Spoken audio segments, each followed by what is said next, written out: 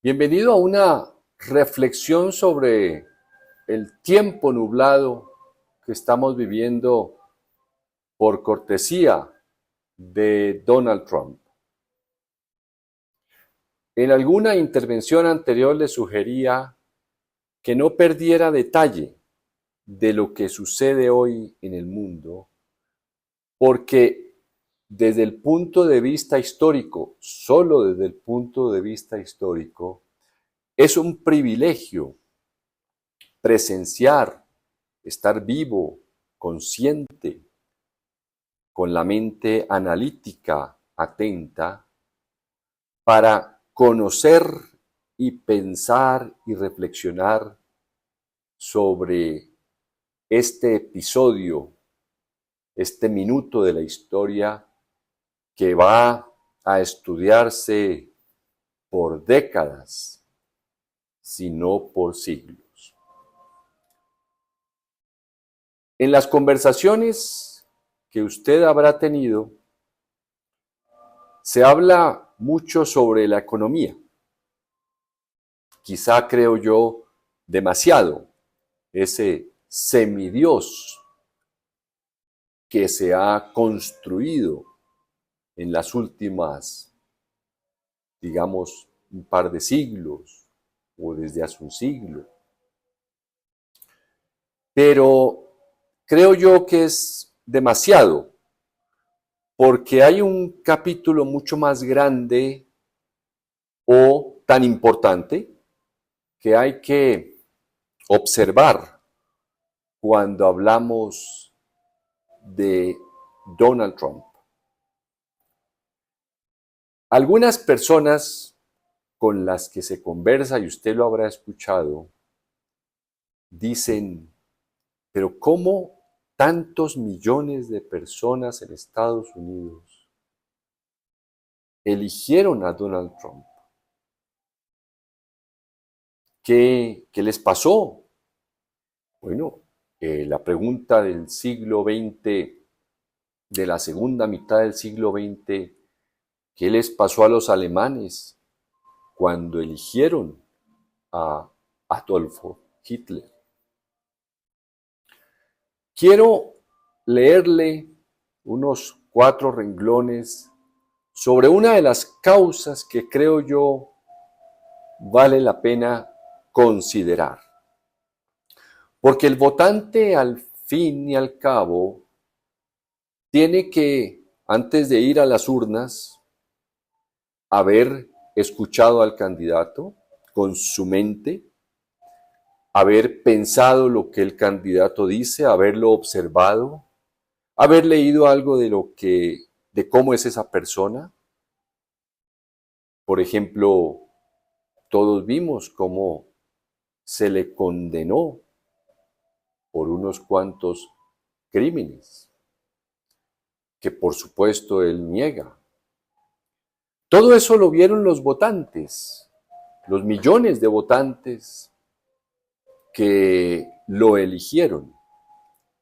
Pero lo que se asume en las democracias es que el votante debe tener un nivel de educación, es decir, algo en la cabeza, algo allá adentro, que le permita tomar la mejor decisión con base en lo que ha estudiado, es decir, en su carrera académica, especialmente del colegio, que es la que todos recibimos y nos prepara para el pensamiento, el análisis, la reflexión, la creatividad también, etc. Quiero leerle lo que un reporte de una comisión creada para hacer las recomendaciones necesarias para mejorar la educación en Estados Unidos, creó o constituyó la Secretaría de Educación, es decir, el Ministerio de Educación, en 1983. Hace 42 años, fíjense usted, 42 años, el Ministerio de Educación creó una comisión para que estudiara durante 18 meses el sistema educativo e hiciera unas recomendaciones. Mire la conclusión tan terrible que plantea.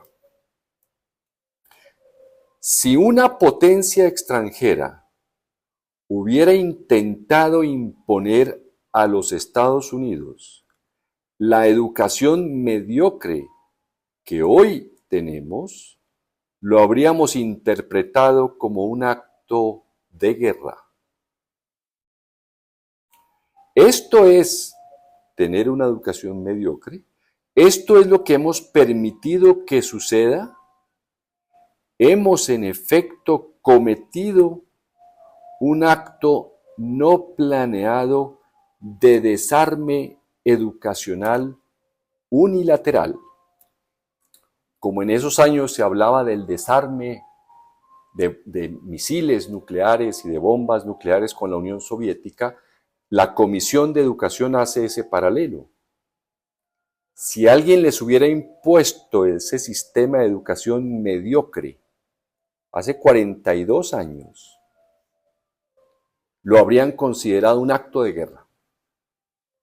Pues, concluyen ellos, no fue un acto de guerra, sino que nosotros mismos nos convertimos la educación en algo mediocre. Consulte con ChatGPT o con sus fuentes y más o menos se dice que el 80% de la población de Estados Unidos tiene menos de 50 años. Asumamos que la educación no fue mediocre en los años 70 o 60. Pues los que pasaron por la educación, quite usted el porcentaje de personas que no votan, especialmente los menores de la edad que no voten, pues esos no tienen la culpa. No tienen la culpa. El pueblo norteamericano no tiene la culpa, por más de que realmente los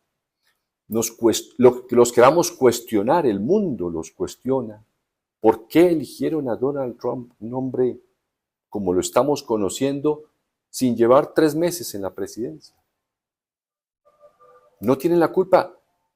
Los sometieron a un sistema de educación mediocre.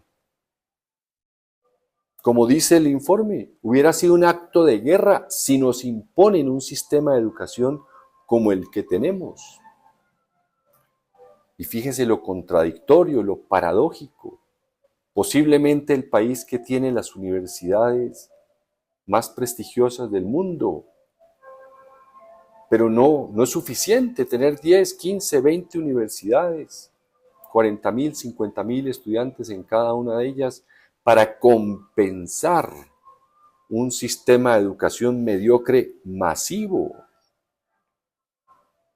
No tienen la culpa. Obviamente no tenemos tampoco que el resto del mundo sentir una especie de darles consuelo. No, es un problema que realmente, pues, hoy ya es del mundo.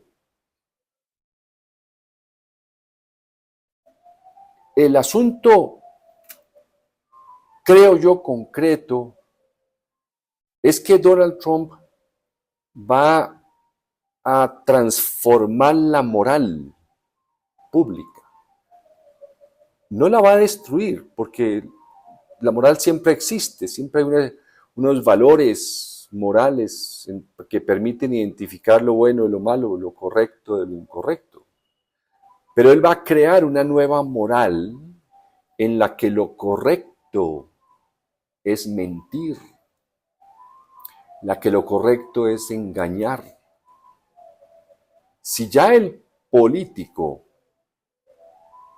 es un hombre mediocre por lo general porque no tiene ideales de perfección social y generalmente apela a la hipocresía en las elecciones para engañar. Donald Trump es un hombre que tiene ideales de perfección personal. Lo único que realmente lo mueve es alimentar esa imagen que desde en las películas que han salido, en los libros que existen, esa imagen de un hombre ultra rico, cuando analizaban sus cuentas, de verdad no tenía, nunca tuvo las cifras de dinero que él decía tener. Porque a diferencia del mentiroso que sabe cuál es la verdad, pero dice la mentira, Donald Trump es un mitómano. Él no conoce la verdad. El mitómano simplemente lanza la realidad que él ve, pero él no conoce la verdad para no decirla.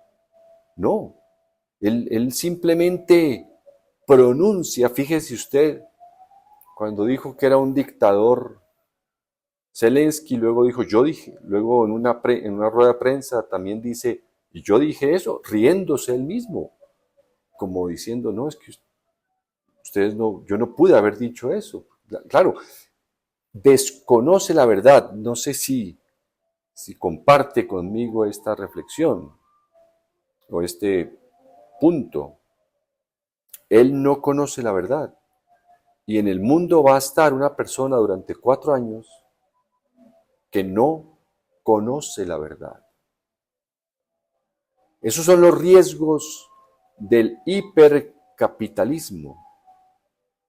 La dictadura del capital produjo ese deterioro de la educación, ese sistema mediocre. ¿Para qué educar si lo que cuenta es enriquecerse por cualquier vía? El hipercapitalismo produjo esa dictadura del capital y produce un Donald Trump. Así como la dictadura del proletariado en la Unión Soviética produjo a un Stalin. Seguiremos conociendo a esta persona porque falta mucho, tiene mucho tiempo para demostrarnos más quién es Donald Trump y de qué es capaz. Hasta la próxima.